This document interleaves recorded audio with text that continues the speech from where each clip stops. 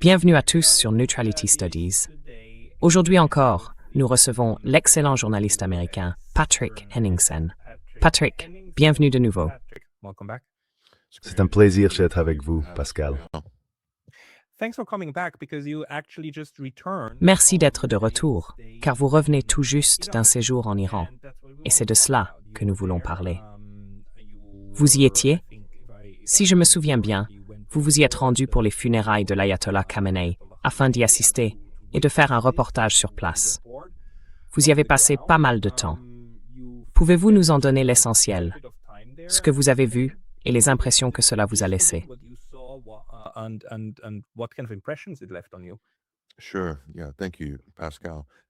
Bien sûr. Oui. Merci, Pascal. En fait, c'était la deuxième fois que je me rendais dans le pays au cours des 6 derniers mois. J'y étais avant le bombardement, environ 10 jours avant le bombardement de février, et je m'attendais tout à fait à ce qu'il y ait une guerre. Je pense que tout le monde dans le pays s'y attendait. Et cette fois-ci, vous savez, c'était une occasion. Je savais que les funérailles d'État allaient être un événement vraiment important, mais elles avaient été reportées, ou bien la date n'avait été annoncée que bien plus tard. Car normalement, selon les coutumes islamiques, les gens sont enterrés très rapidement après leur décès. Et là, c'était très inhabituel de ce point de vue. Et je n'ai pas vraiment compris pourquoi avant d'arriver sur place.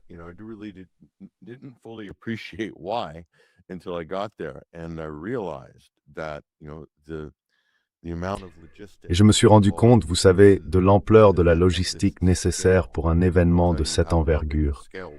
Et je vais vous dire à quel point c'était vaste. Cela s'est déroulé dans tout le pays. Ce n'était pas seulement à Téhéran, et pas sur une seule journée. Au total, cela a duré 6 jours. Et cela ne concernait pas seulement la capitale, Téhéran, mais aussi toutes les autres grandes villes du pays, ainsi que l'Irak même, Kerbala, Nadjaf. Les dépouilles du défunt guide suprême ont donc été transportées en Irak, puis ramenées. Et cela s'est achevé dans la ville sainte de Mashhad, qui est le lieu où le dirigeant repose définitivement et qui est aussi considéré comme sa ville d'origine, sa ville natale. Et ce n'était pas seulement le dirigeant, l'ayatollah Saïed Ali Khamenei. Sa famille aussi a été tuée et assassinée le 28 février, y compris une petite fille de 14 mois.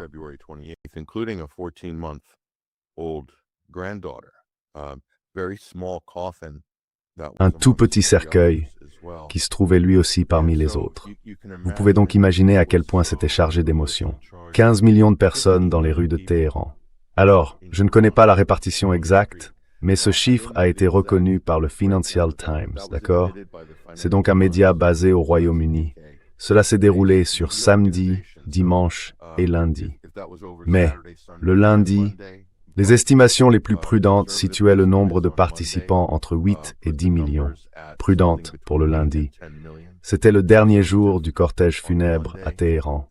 Et à l'échelle nationale, 40 millions de personnes y ont pris part, d'une manière ou d'une autre.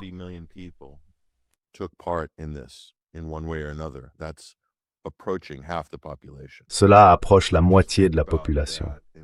Alors réfléchissez-y et comparez aussi cela avec tout ce qu'on nous a dit sur le niveau de soutien dont bénéficie le gouvernement ou le dirigeant ou le système politique dans ce pays.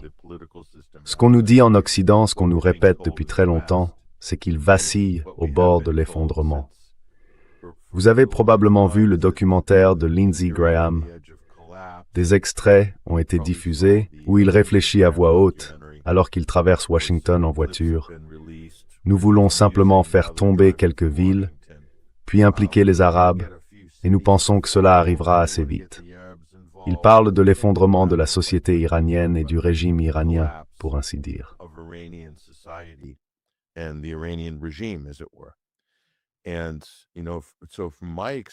Et donc, vous savez, d'après mon expérience, je le savais dès février.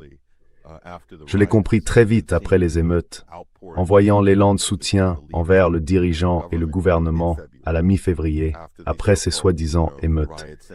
Et j'étais aussi là pour bien comprendre ce que je vois maintenant comme une immense campagne de propagande, affirmant que le gouvernement iranien avait tué 50 000 de ses propres citoyens en 3 jours, ou quelque chose comme ça. C'est totalement scandaleux. C'est la campagne de propagande la plus flagrante qu'on puisse imaginer en Occident. C'est entièrement inventé, totalement faux.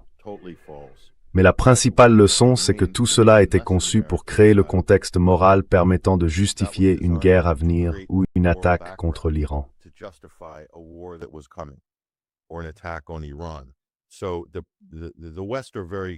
Donc l'Occident est très habile quand il s'agit de sa propagande.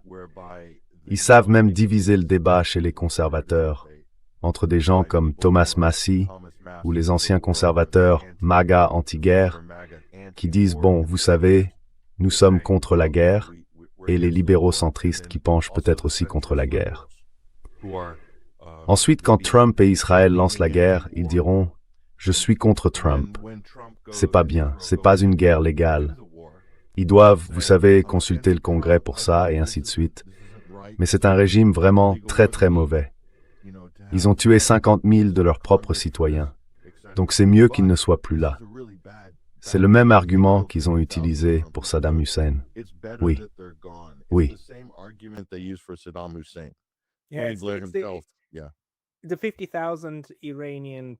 Les 50 000 manifestants iraniens tués, c'est les bébés en couveuse de l'Iran, n'est-ce pas? C'est, en quelque sorte, la justification morale qui permet de rallier suffisamment de gens pour qu'ils disent « oui, d'accord ». En fait, les États-Unis ont Les personnes au pouvoir ont une compréhension très sophistiquée de leur propre population et de la manière de la manipuler pour l'amener à se dire « oui, allons-y ».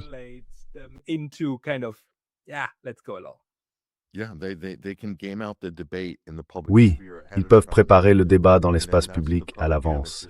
Et ensuite, c'est cette propagande qui comble les vides et maintient le récit en place. Et donc, ça a largement marché. Je veux dire, Trump l'a répété. Il y a aussi les 40 bébés décapités. Le même genre de choses après le 7 octobre. Les viols de masse commis par le Hamas le 7 octobre. Toutes ces affirmations ont été largement réfutées et présentées comme dépourvues de preuves. De même pour celle-ci. Mais l'ampleur de l'Iran comme ennemi de l'Occident fait que l'énergie déployée, le poids donné à tout ça et cette sorte de mur de propagande ont été si incessants.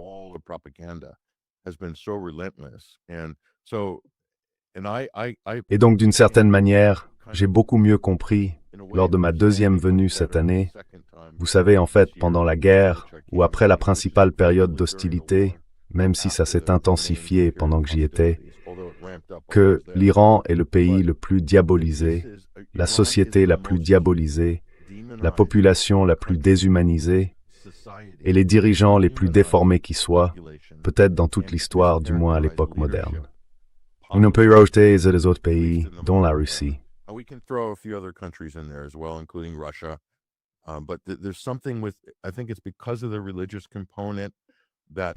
Je pense que c'est à cause de la dimension religieuse qui est particulièrement menaçante pour l'Occident et aussi de ce que ça représente, une sorte de modèle anticolonial ou prétendument anti-impérialiste pour d'autres pays.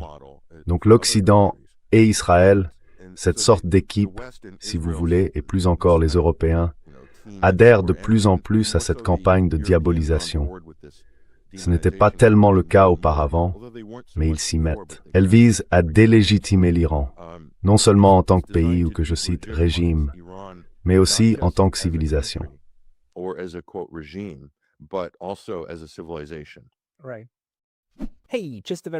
Juste une petite note, très rapide. La meilleure façon de soutenir cette chaîne, c'est de vous inscrire à mon Substack gratuit. Vous pouvez aussi nous aider en prenant un abonnement payant ou en achetant certains de nos nouveaux produits dérivés sur neutralitystudies.com. Les liens sont ci-dessous. À bientôt.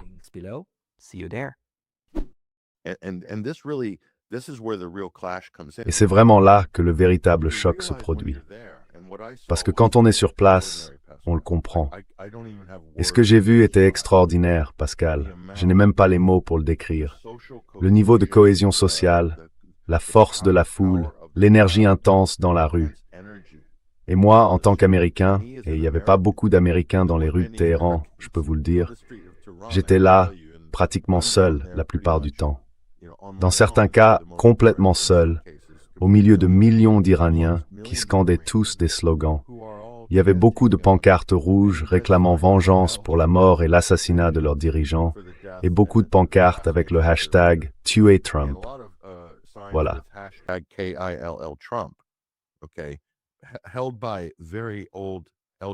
Portés par des femmes très âgées, des personnes âgées, mais aussi par des jeunes, et parce que je considérerais comme d'anciens libéraux pro-occidentaux, qui sont désormais les plus bellicistes de toute la foule dans leurs slogans et autres.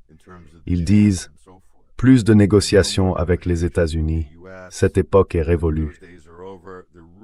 Beaucoup de gens s'en prennent vraiment à Arakchi, à Ghalibaf et à l'équipe iranienne en disant « Pourquoi négociez-vous avec les Américains ?»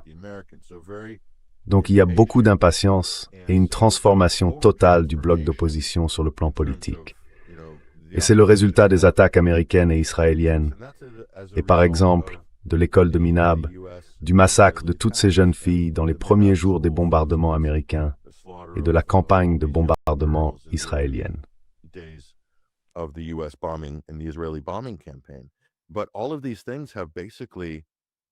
Mais toutes ces choses ont en quelque sorte pratiquement anéanti l'opposition que l'Occident avait passé des décennies à bâtir dans ce pays, en y dépensant des milliards. Et vous savez, le véritable coup d'État, c'est Scott Bessent, le secrétaire américain au Trésor, qui s'est vanté, lors d'un forum international, d'avoir fait chuter la monnaie iranienne, le rial, et d'avoir fait descendre les manifestants dans la rue. Avant cela, beaucoup de gens reprochaient au gouvernement sa mauvaise gestion de l'économie. Mais entre l'administration Trump, Donald Trump lui-même, Pete Hegseth et Scott Bessent, ils ont complètement discrédité tous les arguments de l'opposition à l'intérieur de l'Iran. Et ils ont vraiment renforcé, je pense, le gouvernement, l'État et les dirigeants. Ils ont aussi, en quelque sorte, validé tout ce qu'ils disaient sur l'Occident, sur sa brutalité et, vous savez, son impuissance.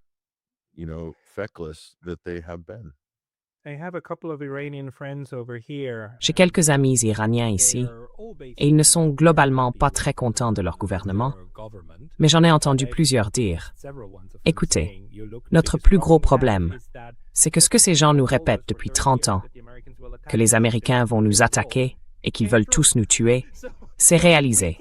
Alors on ne peut plus vraiment leur dire « Vous aviez tort ». Ils ont, en quelque sorte, prouvé leur point de vue, et maintenant nous sommes attaqués. Donc, même si j'aimerais qu'ils partent, je ne soutiendrai certainement pas le camp qui bombarde ma famille. Et je pense que l'alliance Trump-Netanyahou a fait comprendre cela à des millions d'Iraniens qui étaient, disons, mécontents, mais du côté de l'opposition. Je veux dire, pour ce qui est d'unir un pays, les États-Unis ont fait le travail.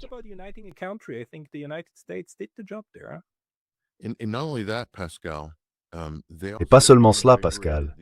Ils ont aussi redonné de la vigueur à la révolution islamique ou au gouvernement révolutionnaire.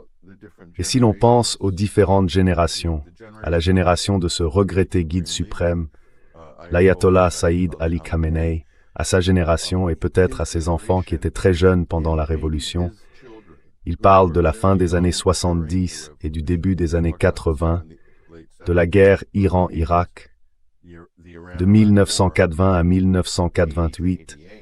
Ils ne peuvent transmettre que il y a des musées à Téhéran qui montrent chaque détail, chaque aspect de la guerre. Mais rien ne peut égaler l'expérience de première main, l'expérience vécue. Il y a ceux qui ont vécu la guerre, puis ceux qui l'ont combattue, ou qui ont vu les missiles Scud tomber sur Téhéran depuis l'Irak.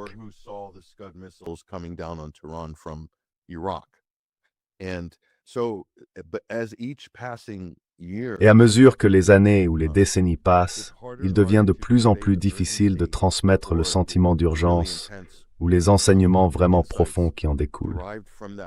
Disons, appelons cela la mémoire vivante du nouvel Iran, de l'Iran post-révolutionnaire. Mais aujourd'hui, la jeune génération, ce qu'on appelle la génération Z, ou les jeunes en ce moment, vivent une expérience encore plus intense qu'auparavant. Parce qu'ils ont vu de leurs propres yeux une confrontation directe avec l'armée américaine, avec toute la puissance de l'armée américaine et de l'armée israélienne qui s'est abattue sur eux. Et cela va, je pense, redynamiser ce gouvernement révolutionnaire et cette société révolutionnaire, peut-être pour les 50 prochaines années. Ce n'était pas le cas auparavant. Maintenant, ça l'est. C'est donc nouveau pour la suite. Je ne sais pas si cela faisait vraiment partie des calculs de l'Occident.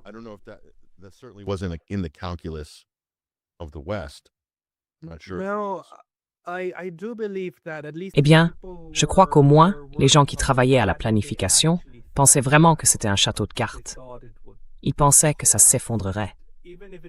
Et même si ça ne s'effondrait pas complètement, au moins, vous savez, dans cette façon de penser malade et tordue, propre au Lindsey Graham de ce monde, cela mènerait au moins à une guerre civile, n'est-ce pas? Et à un bain de sang massif. Ensuite, l'Iran pourrait se détruire de l'intérieur. Et nous pourrions rester là à rire en disant « Oh, quelle drôle de saga iranienne !» Oui, mais ça n'a pas mené à ça, n'est-ce pas? En réalité, ça a mené à une consolidation. Je sais que vous étiez surtout en Iran, mais puisque vous avez aussi parlé de l'Irak, quelle est votre impression du monde musulman dans son ensemble? Je veux dire, l'islam chiite est actuellement en train de démontrer quelque chose de très important pour toute la région. C'est comme si l'on disait, oui, la plupart des Palestiniens sont sunnites, mais cela nous importe peu. Nous nous soucions d'eux. Avez-vous ressenti quelque chose à ce sujet? Ou avez-vous eu des discussions sur cet aspect, sur ce que cela va faire au monde islamique?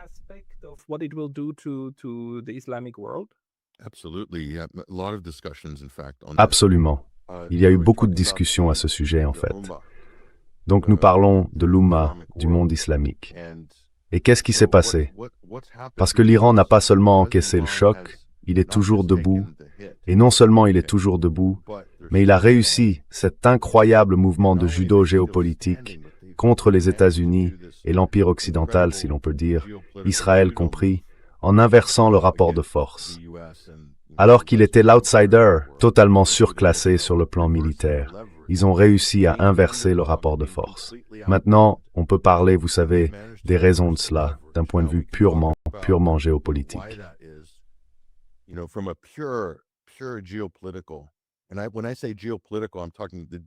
Et quand je dis géopolitique, je parle de la définition même de la géopolitique. La combinaison de la géographie, des peuples, de la culture et des sociétés, et de la manière dont ça peut façonner la politique internationale. Surtout la dimension géographique. Ils ont réussi à instaurer une dissuasion militaire géopolitique en utilisant la dissuasion géographique d'une manière tout simplement très efficace. Et là, il faut se poser la question, et je reviendrai à la dimension religieuse, Pascal, parce qu'elle est en fait cruciale. Quand on parle de l'Iran, c'est le cœur de la discussion. Mais quand on parle d'un État civilisationnel, je me suis fait reprendre. J'en ai pas parlé avec les Iraniens. J'ai dit, donc vous êtes un État civilisationnel vieux de 3000 ans.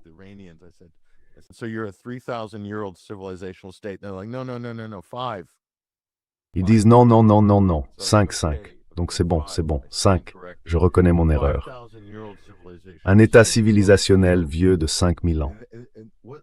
Vous savez, ce qui est incroyable, Pascal, et c'était peut-être un heureux hasard, c'est que le 4 juillet, c'est le week-end où se déroule cette procession funéraire. Je suis à Téhéran. C'est le jour de l'indépendance des États-Unis. C'est un grand événement médiatique. Et j'assiste aux funérailles du dirigeant tué par mon gouvernement, entouré de gens qui brandissent des pancartes disant « Mort à l'Amérique ». Et j'ai mon badge de presse avec un petit drapeau américain dessus, soit dit en passant. C'était une petite attention sympathique de la part des Iraniens.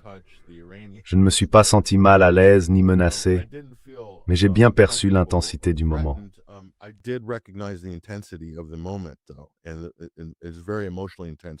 C'était une période très intense sur le plan émotionnel pour les gens. Et les Iraniens étaient très curieux de savoir ce que je faisais là-bas, qui j'étais, ce que je pensais d'eux, de tout ça, du dirigeant, et ainsi de suite.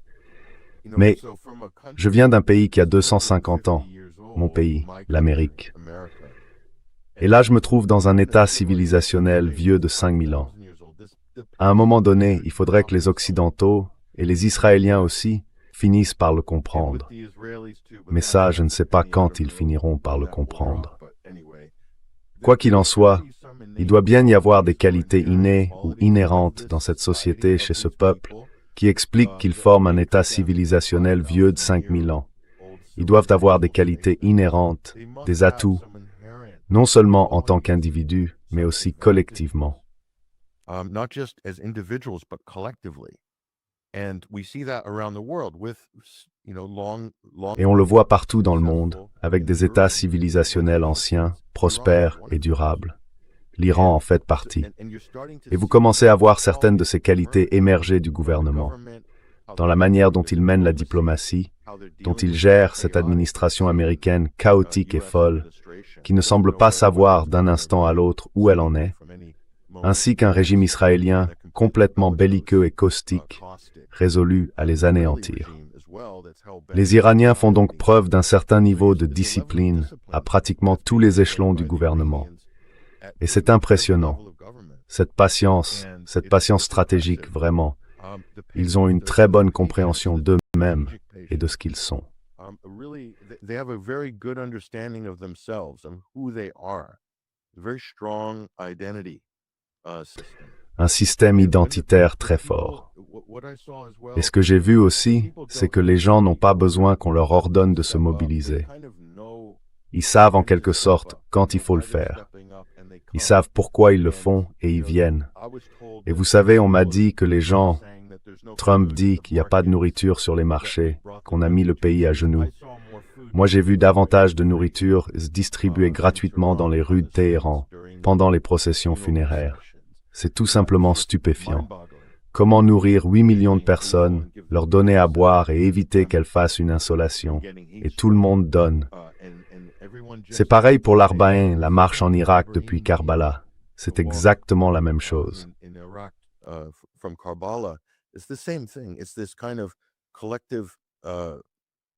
C'est cet esprit collectif, ce devoir, ce sens qu'ils donnent à ce qu'ils font. Ils tiennent donc bon face à un ennemi puissant, très puissant, qui a déclaré publiquement vouloir anéantir leur civilisation. Oui. Et ce n'est pas une menace en l'air, soit dit en passant. Les États-Unis et Israël ont donné corps à une partie de cette menace. Il y a donc une certaine réalité à cela. Et je l'ai vu. Pour moi, c'était particulièrement... L'énergie à Téhéran était très forte. Vraiment très forte. Et à Mashhad, il y avait une autre forme d'énergie, à la fin de la tristesse, du deuil. Et ce qui est intéressant, Pascal, sur le plan religieux, c'est qu'on a commencé à voir partout un slogan en farsi, en arabe et en anglais.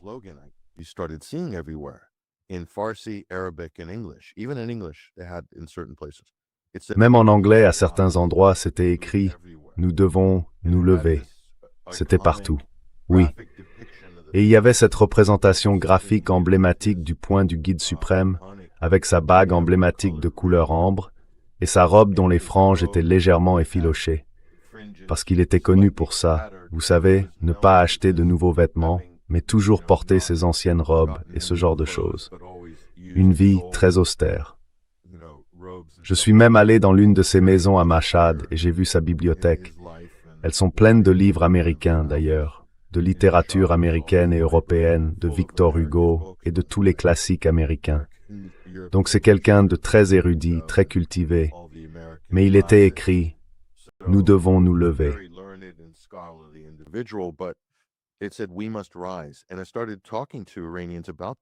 Et j'ai commencé à en parler avec des Iraniens, parce que c'est un slogan très court, très fort.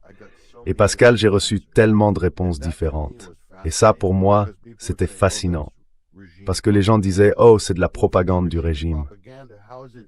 Eh bien, si c'est de la propagande du régime, comment se fait-il que différentes personnes l'interprètent d'au moins 10 façons différentes?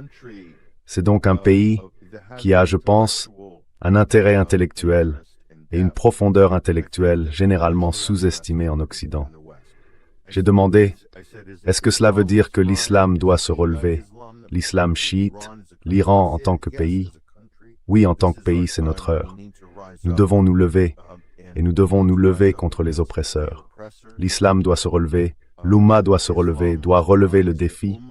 L'islam chiite, ils sont la nation de l'imam Hussein.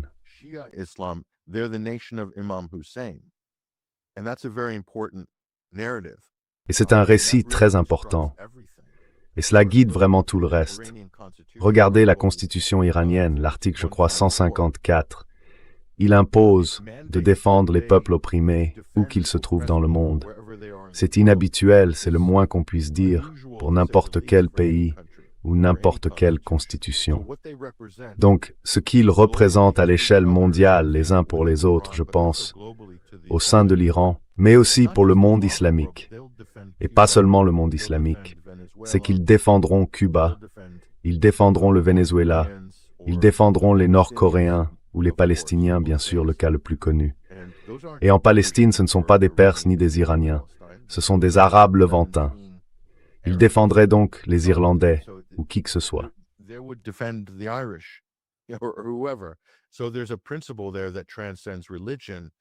Il y a donc là un principe qui transcende la religion. Mais la religion est ce qui sert, je pense, à cristalliser l'appel. Ce que vous voyez là, c'est la distillation de 5000 ans d'un état civilisationnel concentré dans une partie de l'essence de la société actuelle de l'État islamique chiite. Et c'est extrêmement puissant. C'est vraiment difficile de décrire ce que l'on ressent en étant au milieu de cela, à un moment aussi chargé émotionnellement, quasiment 24 heures sur 24. Je veux dire, le dernier jour s'est prolongé presque jusqu'à l'aube, à Maqad, et il y avait des millions de personnes dehors. Et les slogans, si je parlais farsi bien sûr, mais on m'en a traduit certains, étaient très défiants envers l'Amérique, vous savez.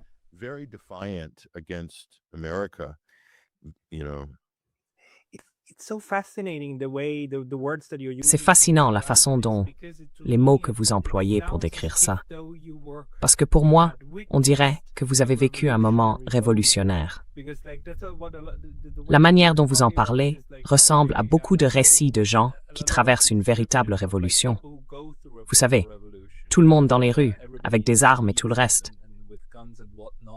Ils racontent que quand on fait pleinement partie du renversement de quelque chose, puis de la création de quelque chose de nouveau, cela inspire les foules à très grande échelle.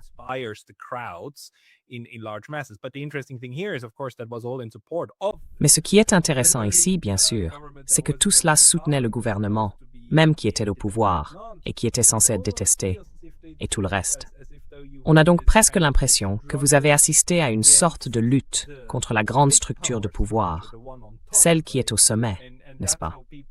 C'est ainsi que les gens semblent le percevoir, comme une révolution contre le moment unipolaire, contre le grand hégémon. En réalité, il y a une compréhension commune, même s'ils n'ont pas de cadre commun pour l'exprimer. C'est une lutte existentielle pour quelque chose de nouveau.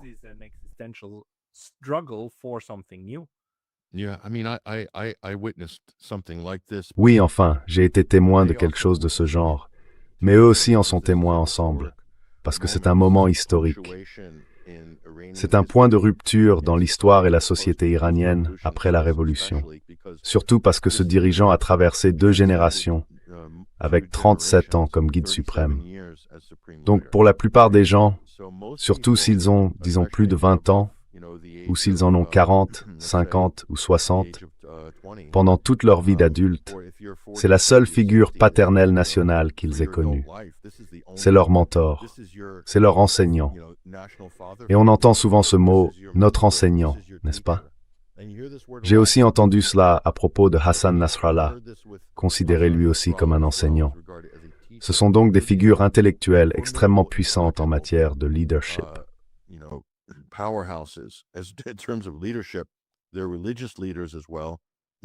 Ce sont aussi des chefs religieux, ce sont des philosophes, des spécialistes de littérature, des poètes, mais ils sont aussi là pour aider à orienter les politiques. C'est pour ça qu'ils ont un système unique, leur système de gouvernement. Quand une société, sur le plan géopolitique ou dans l'histoire, se retrouve à des carrefours aussi incroyables, les décisions ne peuvent pas être guidées uniquement par la politique. Vous savez, la réelle politique ne peut pas être guidée uniquement par les rapports de force. Il doit y avoir une dimension morale, il doit y avoir des principes directeurs, et il faut cette combinaison d'un pape et d'un roi philosophe pour aider à guider le pays, avec, au passage, un lien direct avec le peuple. Si le guide suprême dit « sortez soutenir ce moment », ils sortiront. support, this moment, they will come out. And maybe a politician's not going to have that level of Et peut-être qu'un responsable politique n'aura pas ce même niveau de réaction et d'engagement. Par conséquent, les gens sont très engagés politiquement dans ce pays. Le niveau d'intensité du débat politique est très perceptible, et ce n'est pas toujours feutré ni poli. C'est assez intense. Des factions s'affrontent donc très vigoureusement et dans certains cas avec beaucoup d'émotion sur certaines de ces questions, sur la direction que le pays devrait prendre, sur les décisions qu'il devrait prendre, y compris sur la question nucléaire ou sur la manière de répondre à cette guerre et sur ce que la société doit faire pour aller de l'avant. Et je dirais que c'est le signe d'un environnement démocratique, dynamique et sain.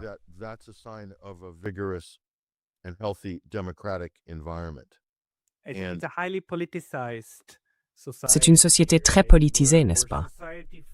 Une société qui se sent partie prenante du corps politique, n'est-ce pas?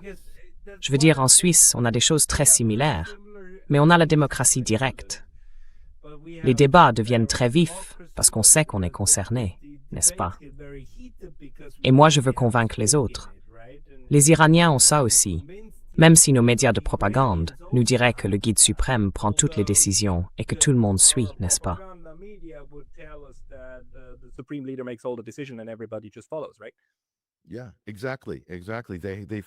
Oui, exactement. Exactement. Ils le ressentent.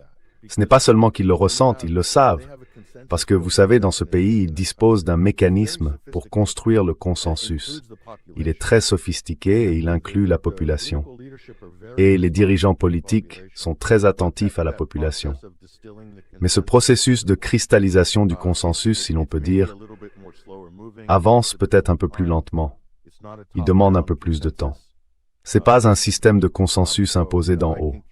Je peux le comparer à la Russie, où il existe cette vaste constellation d'institutions de sécurité nationale, différents types d'ONG, le monde universitaire et d'anciennes institutions verticales soviétiques.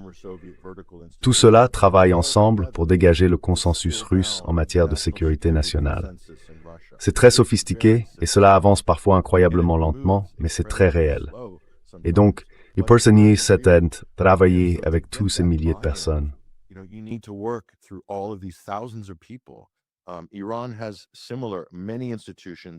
L'Iran compte lui aussi de nombreuses institutions, de nombreuses ONG, d'anciens responsables gouvernementaux qui font partie de la société civile iranienne. Beaucoup sont bien plus âgés et ils constituent une sorte de conseil d'anciens à la fois officiel et non officiel qui joue un rôle d'orientation. Des opinions très diverses viennent de différents endroits et c'est très réel là-bas. Le peuple y joue un rôle majeur. Le gouvernement et les dirigeants prêtent une attention très étroite à ce que les gens pensent et ressentent. Et donc tout cela fonctionne plus ou moins ensemble.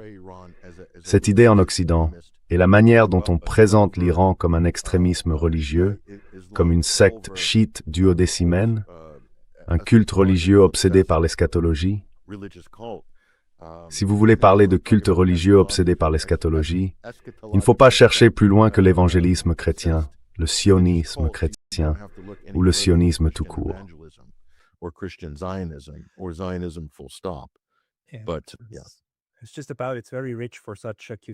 C'est simplement, c'est quand même très fort, que de telles accusations viennent d'une personne qui porte une croix de croisée sur la poitrine, comme votre ministre de la Guerre, n'est-ce pas? C'est vraiment très fort. Je veux dire, d'une certaine manière, chaque accusation est un aveu, non? C'est l'un des principaux problèmes que j'ai avec notre Occident. Nous prenons nos propres actions, puis nous interprétons les autres en nous disant qu'ils doivent forcément faire la même chose, n'est-ce pas? Donc, s'ils font quelque chose, alors ça doit être comme nous. Alors qu'en réalité, non. Et c'est là le malentendu. Ils font les choses véritablement différemment. Ils pensent différemment.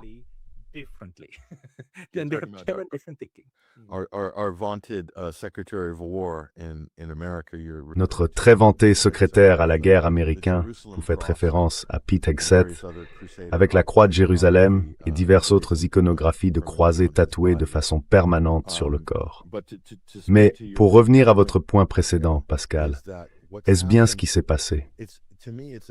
Moi, ce qui me frappe, si l'on réfléchit à la manière dont cela se déroule en temps réel, c'est que les États-Unis ont tué un dirigeant âgé, mais immensément vénéré et aimé dans le pays, le parrain de l'État révolutionnaire islamique d'Iran, le parrain actuel.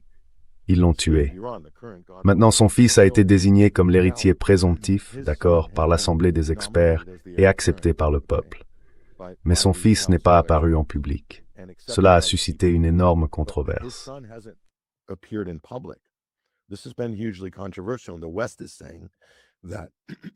L'Occident affirme que son fils n'est plus en vie, qu'il est mort ou mutilé. Il lance toutes sortes d'épithètes et d'insultes ignobles, et ce genre de choses, pour rabaisser et diffamer le nouveau dirigeant, Mojtaba Khamenei. Mais de toute évidence, s'il ne s'est pas montré, c'est que dès qu'il le fera, il sera marqué pour mourir. Il deviendra la cible principale des frappes aériennes américaines et israéliennes, des bombes guidées par laser, et ainsi de suite, afin de le tuer. Parce que la politique d'Israël et des États-Unis, c'est de décapiter et d'éliminer les dirigeants en Iran. Mais ce qui est étonnant, c'est qu'il ne s'est pas montré. Il n'est pas apparu publiquement. Et d'une certaine manière, cela valide leur système politique.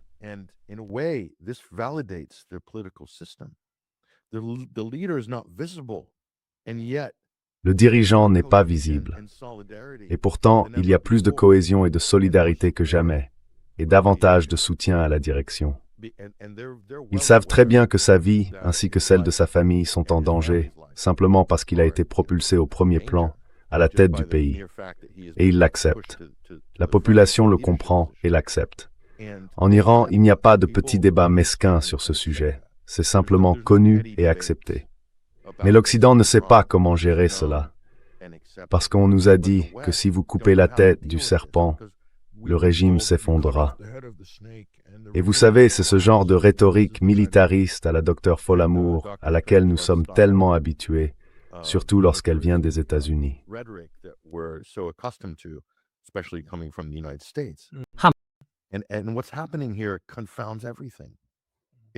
Et ce qui se passe ici bouleverse tout. Ça bouleverse tout. Alors nous cherchons des moyens de repérer ces fissures en Occident, ces failles que nous pouvons exploiter pour y enfoncer un coin. Mais plus ils attaquent l'Iran, plus ils diabolisent l'Iran, plus ces fissures et ces failles disparaissent au sein de la société iranienne. Et pour moi, c'est un phénomène tout à fait extraordinaire. Je pense que si nous survivons à cela, si nous sommes en mesure de prendre du recul et de l'étudier, ce sera l'une des grandes études de cas du changement de paradigme dans l'ordre mondial.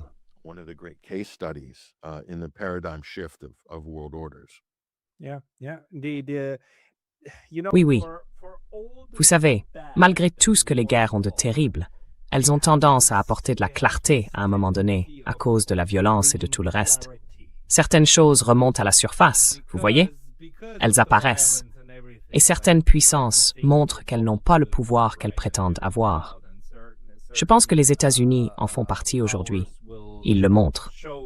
L'autre pourrait être, disons, un outsider sous-estimé, qui montrera qu'il existe en réalité une configuration complètement différente, mieux adaptée à ce dont on a besoin.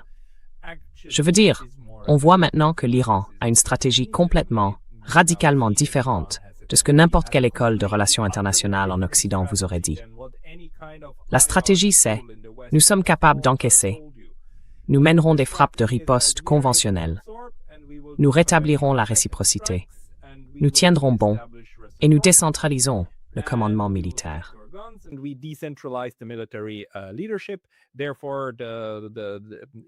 Par conséquent, chaque chef militaire peut choisir ses propres cibles. Il n'y a pas d'organisation centralisée. Enfin, personne en Occident n'organiserait son État de cette manière. Et les Iraniens font ça depuis 50 ans. Le fait que personne ne l'ait compris témoigne simplement du manque total, absolu, de connaissances sur l'Iran en Occident, et ainsi de suite. Qu'en pensez-vous? Quelle a été votre observation?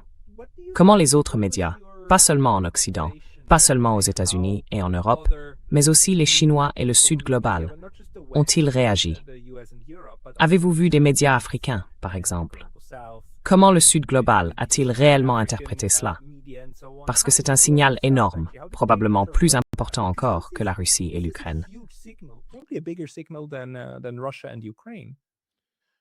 Yeah, the main interface I had with other international media was Oui, mes principaux échanges avec d'autres médias internationaux venaient du Pakistan ainsi que du Cachemire. Et vous savez, certains sont aussi des musulmans chiites, d'autres non. Certains sont sunnites. Mais ce qui m'a frappé chez les autres personnes venues de pays musulmans, c'est la manière dont cette question et l'Iran transcendent les divisions confessionnelles habituelles qu'en Occident, on imagine très présentes entre sunnites et chiites, par exemple. Il y avait aussi des chrétiens libanais, des journalistes, et cela transcende vraiment ces divisions. Nous parlerons dans un instant du Sud global, mais en ce qui concerne l'Umma, la communauté musulmane mondiale, l'Iran a assumé un rôle de leadership par l'exemple. Et c'est important. By example. And this is significant. It's invited a lot of people to support Iran. Cela a amené beaucoup de gens à soutenir l'Iran, uniquement pour une raison morale, ce qu'il défend, et le fait qu'il soit prêt à encaisser des coups au nom des Palestiniens ou des Libanais. Il est prêt à le faire, prêt à s'exposer. Et c'est un message très puissant dans l'ensemble du monde musulman. Et cela, d'une certaine manière, fait tomber une partie des divisions sectaires que l'Occident et les États du Golfe ont cherché à promouvoir très activement depuis très longtemps. Cela sert certains intérêts géopolitiques et coloniaux. Je parle des Britanniques, vous savez, les initiateurs du wahhabisme. Soyons clairs là-dessus. Et les États-Unis ont aussi repris cela à leur compte et l'ont utilisé comme leur principal outil géopolitique, le sectarisme. Et cela a transcendé tout ça.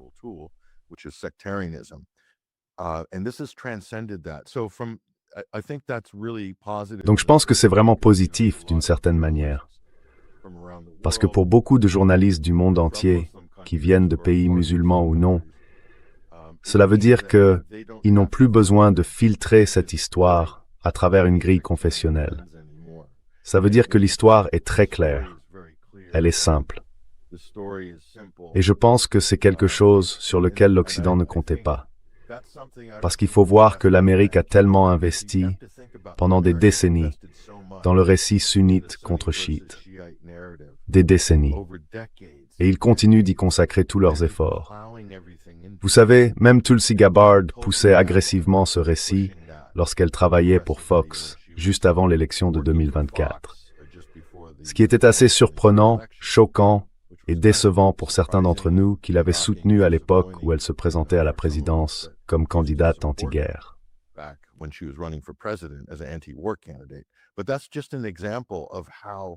Mais ce n'est qu'un exemple de la façon dont elle est omniprésente.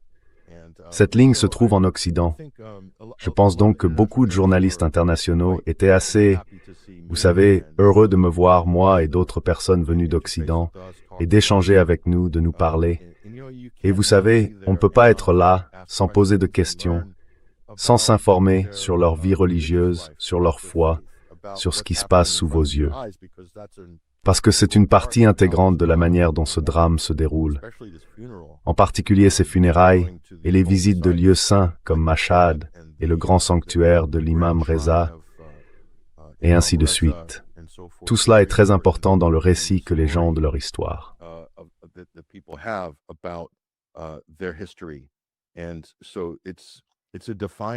C'est donc une histoire de défiance et de devoir. Celle de l'imam Hussein qui se dresse contre les oppresseurs, qui risque sa vie, et qui finit par la donner au nom de gens qui n'étaient pas assez forts pour se battre eux-mêmes. Et ce message-là est au cœur de tout. Cette dimension morale est donc très difficile à contrer.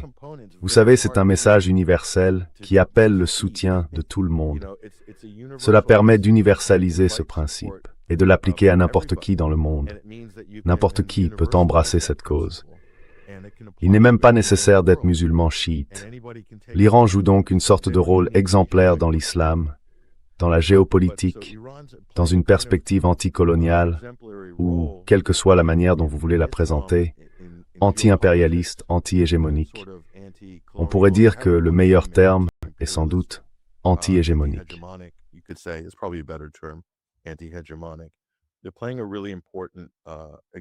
Ils jouent en ce sens un rôle exemplaire vraiment très important. Et ils le font sous sanction, sous un siège économique total, sous embargo. Ils n'ont pas l'armée de l'air qu'a la Turquie. Ils ne sont pas équipés comme une armée conventionnelle, même pas à un niveau proche de celui de certains de leurs voisins, y compris l'Arabie saoudite.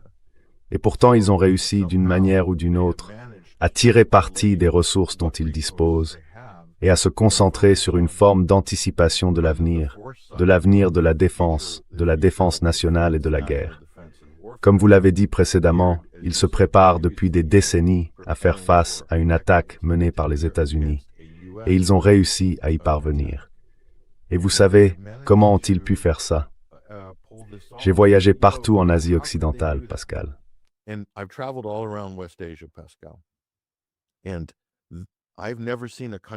je n'ai jamais vu un pays du Moyen-Orient ou d'Asie occidentale, du moins de l'Iran vers l'ouest jusqu'à la Méditerranée, qui n'importe absolument aucune main-d'œuvre.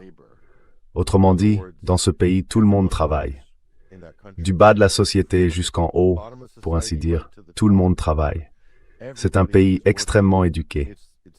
L'enseignement supérieur y est une réussite absolument recherchée et convoitée, autant par les hommes que par les femmes. Donc tout le monde travaille à tous les niveaux de la société. Ils ne dépendent pas de l'importation de main-d'œuvre, comme les États du Golfe. Les États du Golfe importent tous leurs travailleurs manuels, tous leurs ouvriers du bâtiment. Ils les utilisent comme de la chair à canon pour construire Dubaï, en les faisant venir du Bangladesh, du Sri Lanka, des Philippines, et ainsi de suite. Et puis tout l'encadrement intermédiaire est importé des États-Unis, de Grande-Bretagne, de France, d'Europe, de Suisse.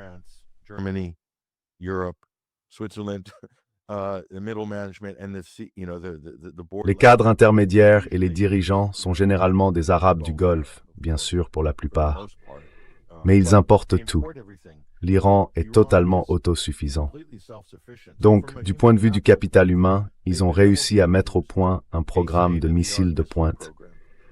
Ils ont réussi à produire sur place des technologies antiaériennes, des lancements de fusées à plusieurs étages pour satellites, et à placer leurs propres satellites en orbite. Ils ont réussi à développer leur propre secteur médical et pharmaceutique, ainsi que leurs industries de matériaux et de construction, l'ingénierie et l'architecture. Et l'Iran a une longue et prestigieuse histoire de grands architectes. Enfin, ils ont réussi à faire tout cela. Il n'y a donc aucun moyen de les couper complètement du monde et de les étouffer, comme d'autres pays ont été étouffés.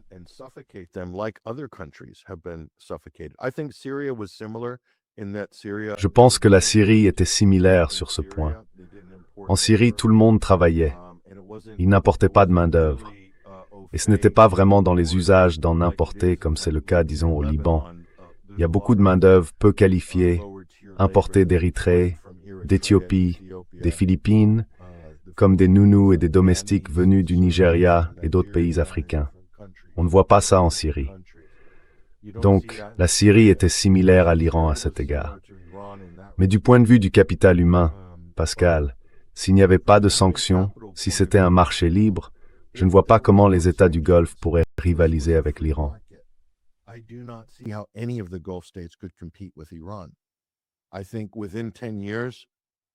Je pense que d'ici 10 ans, l'Iran aurait probablement la première compagnie aérienne au monde, la plus luxueuse, avec le meilleur service, la meilleure nourriture, les meilleurs avions, qu'ils les achètent ou non aux États-Unis chez Boeing ou Airbus. Ils seraient des leaders mondiaux dans tellement de domaines différents. C'est simplement, il est assez évident qu'ils sont maintenus sous pression par les États-Unis, par l'Occident, par Israël, et ainsi de suite. Et ils essaient en réalité seulement de repousser l'inévitable. Donc je pense que d'un point de vue conventionnel, l'Iran a remporté une grande victoire en matière de dissuasion. Maintenant, si cela entre dans le domaine non conventionnel, les gens brandissent très facilement des menaces nucléaires, ce qui est en soi inquiétant.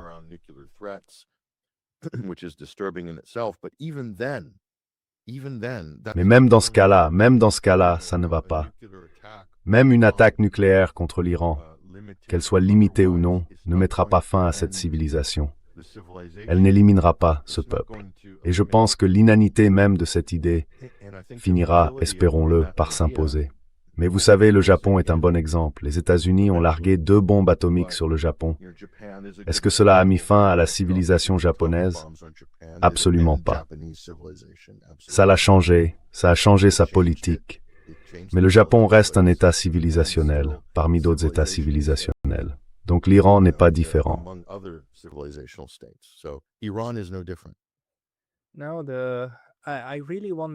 Je me demande vraiment combien de temps il faudra à l'Occident, à l'Europe et à l'Amérique du Nord pour comprendre qu'il existe des endroits qui ont simplement d'autres façons de se gérer. Et même si ça ne ressemble pas à ce que nous faisons, ça ne veut pas dire qu'ils sont inférieurs. Pas du tout. Je veux dire, ils prouvent simplement qu'ils ont en fait trouvé comment s'y prendre avec le plus fort, n'est-ce pas? Et ce n'est pas joli. Ce n'est pas joli du tout. Mais personne n'a jamais dit que ça l'était, ni que ça le serait. Ce qui me fascine encore une fois, c'est cette sorte de mouvement de judo, comme vous l'avez décrit, n'est-ce pas?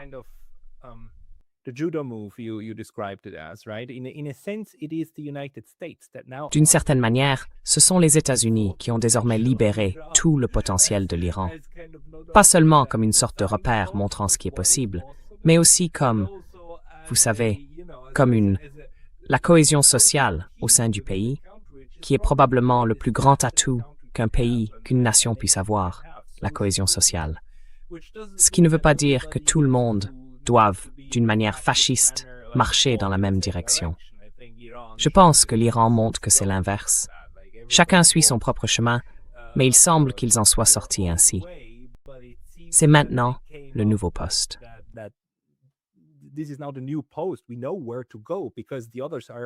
Nous savons où aller, parce que les autres ferment toutes les autres issues et nous bombardent pour nous pousser dans cette seule direction, n'est-ce pas?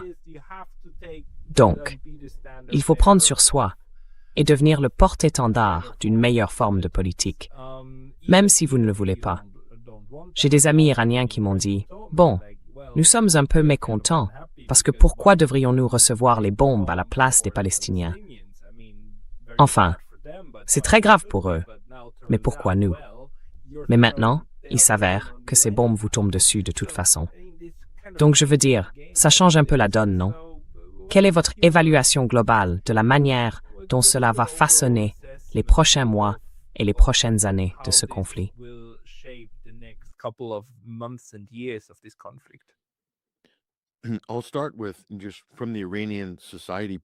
Je vais commencer simplement du point de vue de la société iranienne. Il y a une prise de conscience qui s'installe lentement. Évidemment, ils sont en état d'alerte maximale. Les États-Unis vont sans cesse escalader puis désescalader, et nous pouvons parler des raisons de cela. Mais je pense qu'il y a chez les Iraniens une prise de conscience que j'ai perçue, que j'ai pu constater. Ils savent ce qu'ils ont accompli sur le plan géopolitique. Mais il y a aussi une forme d'humilité. Ils ne sont pas en train de le célébrer comme les Américains ont célébré la guerre du Golfe en Irak, en agitant des drapeaux, en célébrant les troupes et en écoutant l'hymne national. C'est plutôt une sorte de prise de conscience discrète, une confiance tranquille. Ils ont traversé jusqu'ici ce cercle de feu, tout en gardant cette humilité. Je pense que cette humilité vient de la dimension religieuse, de la part religieuse de la société et des idées du peuple pastige correctement.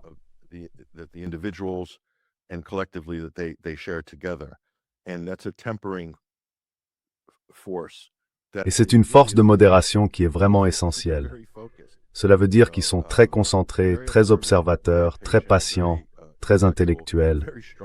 Ils sont aussi très forts en mathématiques et en sciences, je tiens à le préciser. Si vous regardez l'histoire, en matière de colonialisme, l'histoire du colonialisme a souvent été une histoire de technologie. C'est la capacité d'une puissance à exercer un avantage dans la guerre, la technologie, l'administration ou autre chose qui la place en position de dominer une civilisation ou un peuple moins avancé. Et maintenant, au XXIe siècle, beaucoup de ces barrières sont tombées et la technologie est plus ou moins mondiale et omniprésente, surtout en ce qui concerne l'Iran, de toute évidence. Donc cet avantage que vous savez, les Britanniques, ou les Soviétiques d'ailleurs, ou les Américains avaient auparavant sur l'Iran,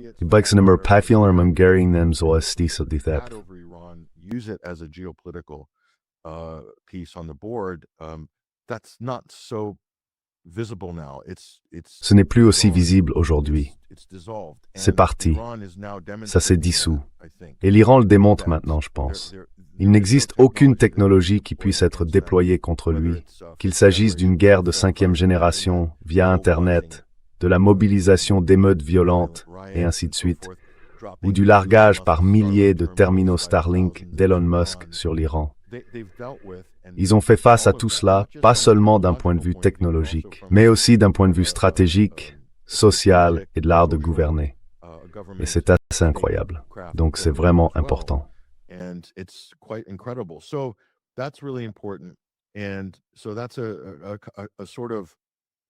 Et donc je dirais que c'est en quelque sorte un facteur atténuant face aux attaques extérieures. Aujourd'hui, la situation économique est très mauvaise en Iran, mais ils tiennent le coup. Ils tiennent le coup parce qu'il y a de la solidarité. Ils reconnaissent qu'ils sont victimes. Ils sont assiégés, ils sont attaqués. Et pour cette raison, il y a une certaine patience. Ils se préparent à tenir sur le long terme. Ce sont là, je pense, des réalités. Donc pour l'avenir, je ne pense pas que les États-Unis vont cesser d'antagoniser ou d'attaquer l'Iran de sitôt, pas plus que les Israéliens.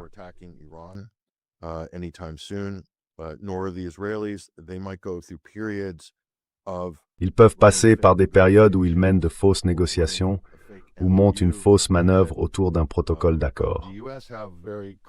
Mais les États-Unis ont des stratégies à très long terme, auxquelles ils restent très attachés. L'une d'elles consiste à éliminer tout concurrent de même rang. Cela dépasse plusieurs administrations et s'est exposé dans le grand échiquier de Zbigniew Brzezinski, publié en 1997. Et cette stratégie est même antérieure à Brzezinski. Ils ont aussi le corridor du milieu qu'ils vont perturber et saboter. Il part de la Russie, traverse l'Iran jusqu'à la côte sud à Chabahar, puis va jusqu'au port de Mumbai en Inde. C'est une priorité géostratégique américaine, perturber, dégrader, saboter le corridor du milieu.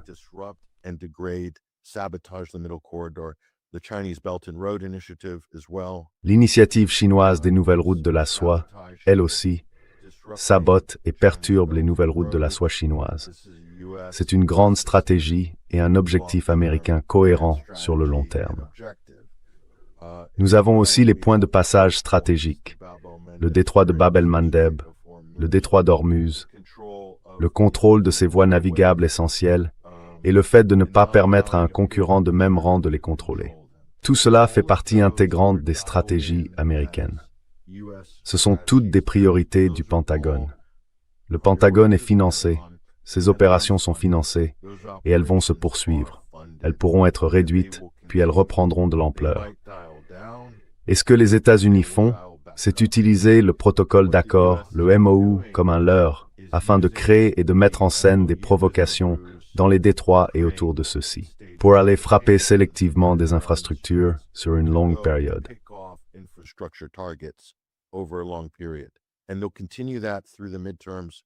Et ils vont continuer comme ça jusqu'aux élections de mi-mandat et jusqu'en 2027.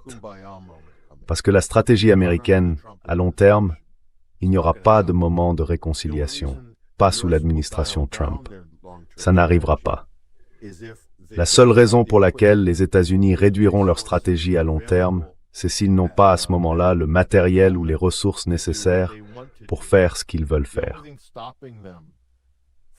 La seule chose qui les empêche de continuer à attaquer l'Iran, c'est un problème de ressources et de logistique pour les États-Unis.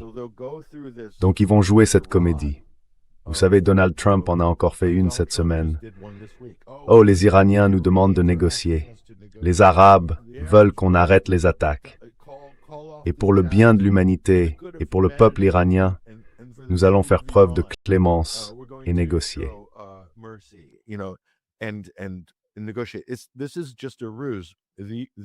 Ce n'est qu'une ruse. Les États-Unis agissent en dehors du cadre légal, sans l'approbation du Congrès pour faire la guerre. Ils envoient simplement une lettre au Congrès tous les 60 jours pour demander le renouvellement de l'autorisation de recourir à la force militaire.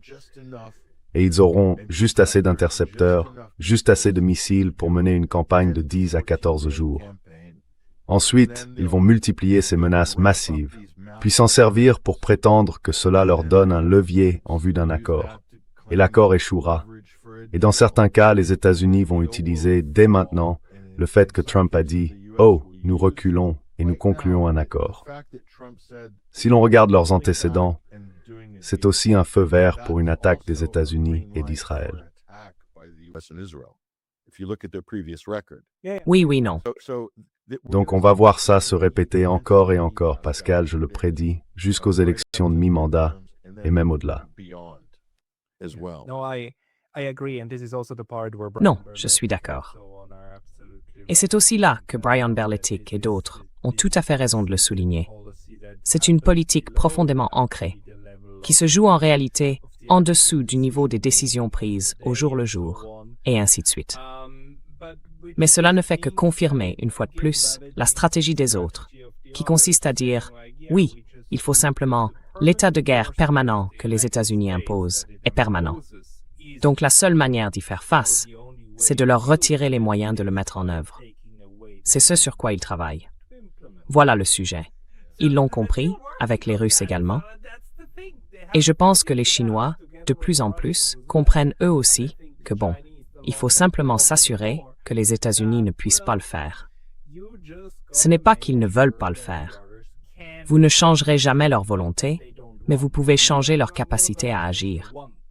C'est donc probablement ça, l'enjeu des prochaines années.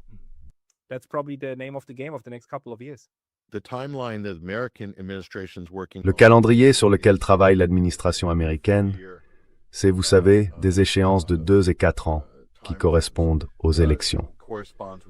Le style d'une politique étrangère démocrate sera différent de celui d'une politique étrangère républicaine ou trumpiste. Mais la stratégie de fond, comme vous l'avez dit, reste cohérente d'une administration à l'autre. Il existe donc certaines opportunités qu'une administration Trump permet à l'Empire américain, pour ainsi dire, de concrétiser, ou qu'Israël peut concrétiser en utilisant aussi l'Empire américain pour ses objectifs liés à un projet de Grand Israël. D'ailleurs, c'est également accepté par les stratèges américains, tant que cela n'entrave pas leur propre stratégie.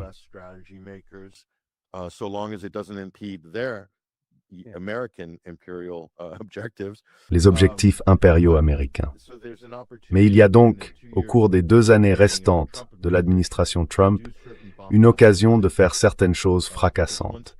Parce qu'une fois que Trump sera parti, on passera au soft power et au smart power des ONG, à un tout autre type de subterfuge, en passant par des organisations de défense des droits humains pour construire des récits autour de la responsabilité de protéger, et ainsi de suite. Mais vous avez raison, la Russie et l'Iran comprennent parfaitement. Ils comprennent qu'il s'agit d'une guerre d'usure et qu'il est question d'épuiser progressivement les ressources de l'Empire. Ils y sont pleinement engagés. Vous savez, l'autre chose que je dirais, Pascal, c'est The other thing I will say, Pascal, is, when the Iranian leadership steps up. Vous savez, quand les dirigeants iraniens se présentent à un sommet international, aux côtés des Russes, des Chinois et de tous les autres, aucun autre pays que l'Iran ne s'est tenu face aux États-Unis en encaissant de plein fouet la puissance militaire américaine. À l'époque moderne, c'est le seul pays à l'avoir fait. Cela leur confère donc un certain niveau de respect. Et si l'on pense à leur tentative de faire respecter cette ligne rouge morale, comme ils l'ont fait au Sud-Liban, et que c'était la première clause du protocole d'accord, alors c'est de fait une ligne rouge morale. Dans les relations internationales, c'est donc une puissance normative. Par définition, c'est une puissance normative. Ainsi, par défaut, l'Iran s'est imposé, comme je dirais, la puissance normative de la région.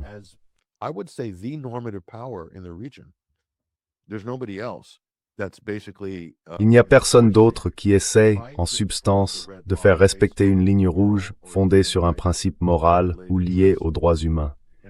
Et seules les superpuissances peuvent le faire, si elles sont capables de l'appuyer par la puissance militaire. C'est la différence entre une puissance normative de rang intermédiaire et une superpuissance. Une superpuissance peut faire respecter cette ligne rouge, qu'elle soit erronée ou non. Vous savez, l'Amérique trace beaucoup de lignes rouges erronées.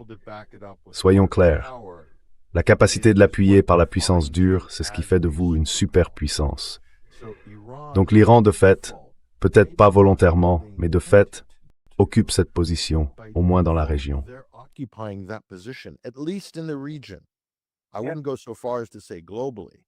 Je n'irai pas jusqu'à dire qu'ils sont une puissance mondiale.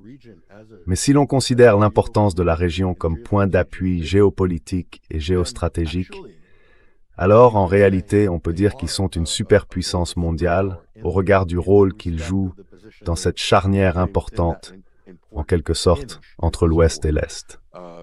Et on ne peut pas l'ignorer. Les autres puissances le reconnaissent. Cela signifie que si l'Iran fait preuve de discipline et de constance sur les plans moral, militaire, doctrinal et de politique étrangère, il finira par obtenir le soutien même des Indes de ce monde. Quoi qu'il arrive, cela va se produire. C'est un nouveau précédent. Et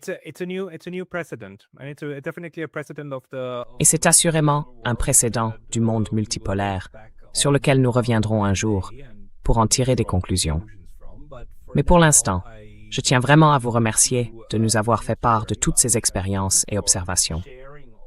Très rapidement, Patrick, si les gens veulent vous suivre, où doivent-ils aller?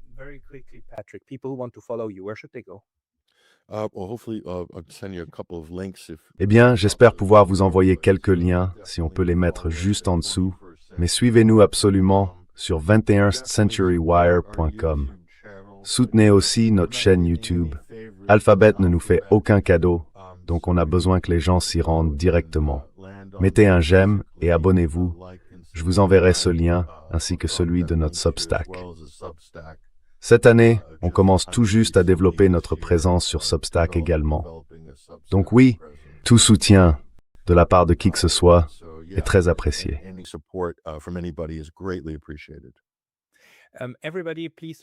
Je vous en prie, soutenez le travail de journalistes authentiques et remarquables. Soutenez Patrick Henningsen. Je mettrai dans la description ci-dessous tous les liens que vous m'enverrez et nous nous reparlerons très bientôt. Patrick Henningsen, merci infiniment pour votre temps aujourd'hui. Merci Pascal, je vous remercie.